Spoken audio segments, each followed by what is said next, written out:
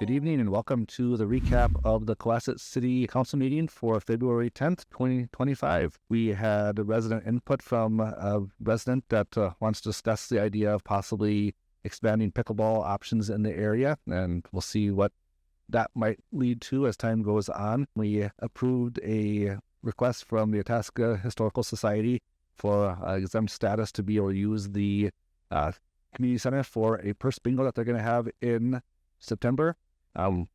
Waive the fees for the use of the City Hall, but they will need to pay for get their liquor permit and also pay for the security for that. We did approve estimate for the redoing the roof for the City Hall. The City Hall roof's been needed to be redone for a number of years now, and they're getting around to doing that. We're moving forward with TNT. They had the low bid on that one. We also did a letter of support for Minnesota Power. They're going to move forward with a solar farm in the area, and we're going to give our support for them moving forward with that project. Also, we move forward with a letter of understanding for the increased pay for our public works employees that have completed the gas training certification.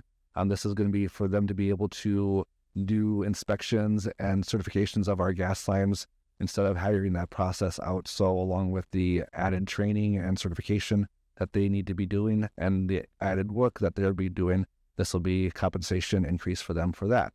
With that, we moved on to approving the consent agenda and adjourned the meeting for the evening. Thank you.